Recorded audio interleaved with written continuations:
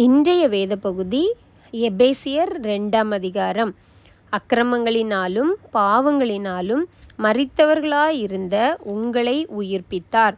அவைகளில் நீங்கள் முற்காலத்திலே இவ்வுலக வழக்கத்திற்கேற்றபடியாகவும் கீழ்ப்படியாமையின் பிள்ளைகளிடத்தில் இப்பொழுது கிரியை செய்கிற ஆகாயத்து அதிகார பிரபுவாகிய ஆவிக்கேற்றபடியாகவும் நடந்து கொண்டீர்கள். அவர்களுக்குள்ளே நாமெல்லோரும் முற்காலத்திலே நமது மாம்ச இச்சையின்படியே நடந்து நமது மாம்சமும் மனசும் விரும்பினவைகளை செய்து சுபாவத்தினாலே மற்றவர்களைப் போல கோபாக்கினையின் பிள்ளைகளாய் இருந்தோம். தேவனோ இரக்கத்தில் ஐஸ்வர்யமுள்ளவராய் நம்மில் அன்பு கூர்ந்த தம்முடைய மிகுந்த அன்பினாலே அக்கிரமங்களில் மரித்தவர்களாயிருந்த நம்மை கிறிஸ்துவுடனே கூட உயிர்ப்பித்தார். கிருபையினாலே இரட்சிக்கப்பட்டீர்கள். கிறிஸ்து இயேசுவுக்குள் அவர் தம்மிடத்தில் வைத்த தயவினாலே தம்முடைய கிருபையின் மகா மேன்மையான ஐஸ்வர்யத்தை வருங்காலங்களில் விளங்க செய்வதற்காக கிறிஸ்து இயேசுவுக்குள் நம்மை அவரோடே கூட எழுப்பி உன்னதங்களிலே அவரோடே கூட உட்காரவும் செய்தார். கிருபையினாலே விசுவாசத்தை கொண்டு இரட்சிக்கப்பட்டீர்கள். இது உங்களால் உண்டானதல்ல, இது தேவனுடைய ஈவு. ஒருவரும் பெருமை பாராட்டாதபடிக்கு இது கிரியைகளினால் உண்டானதல்ல. ஏனெனில் நற்கிரியைகளை செய்கிறதற்கு நாம் கிறிஸ்து இயேசுவுக்குள் சிருஷ்டிக்கப்பட்டு தேவனுடைய செய்கையாயிருக்கிறோம். அவைகளில் நாம் நடக்கும்படி அவர் முன்னதாக அவைகளை ஆயத்தம் பண்ணி இருக்கிறார்.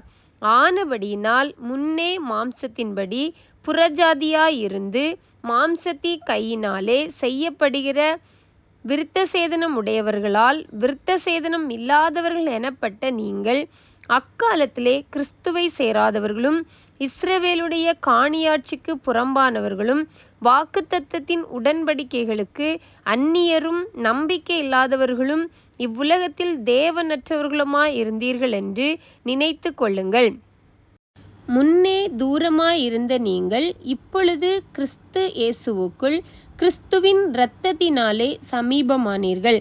எப்படியெனில் அவரே நம்முடைய சமாதான காரணராகி இரு திறத்தாரையும் ஒன்றாக்கி பகையாக நின்ற பிரிவினையாகிய நடு சுவரை தகர்த்து சட்ட திட்டங்களாகிய நியாய பிரமாணத்தை தம்முடைய மாம்சத்தினாலே ஒழித்து இரு திறத்தாரையும் தமக்குள்ளாக ஒரே புதிய மனுஷனாக சிருஷ்டித்து இப்படி சமாதானம் பண்ணி பகையை சிலுவையினால் கொன்று அதனாலே இரு திறத்தாரையும் ஒரே சரீரமாக தேவனுக்கு ஒப்புரவாக்கினார். அல்லாமலும் அவர் வந்து தூரமாயிருந்த உங்களுக்கும் சமீபமாயிருந்த அவர்களுக்கும் சமாதானத்தை சுவிசேஷமாக அறிவித்தார். அந்தபடியே நாம் இரு திறத்தாரும் ஒரே ஆவியினால் பிதாவினிடத்தில் சேரும் ஸ்லாக்கியத்தை அவர் மூலமாய் பெற்றிருக்கிறோம். ஆகையால் நீங்கள் இனி அந்நியரும் பரதேசிகளுமாயிராமல் பரிசுத்தவான்களோடே ஒரே நகரத்தாரும் தேவனுடைய வீட்டாருமாயிருந்து அப்போஸ்தலர் தீர்க்கதரிசிகள் என்பவர்களுடைய அஸ்திபாரத்தின் மேல் கட்டப்பட்டவர்களுமாய் இருக்கிறீர்கள். அதற்கு இயேசு கிறிஸ்து தாமே மூலைக்கல்லாய் இருக்கிறார். அவர் மேல் மாளிகை முழுவதும் இசைவாய் இணைக்கப்பட்டு கர்த்தருக்குள் பரிசுத்த ஆலயமாக எழும்புகிறது. அவர் மேல் நீங்களும் ஆவியினாலே தேவனுடைய வாசஸ்தலமாக கூட்டி கட்டப்பட்டு வருகிறீர்கள். ஆமென்.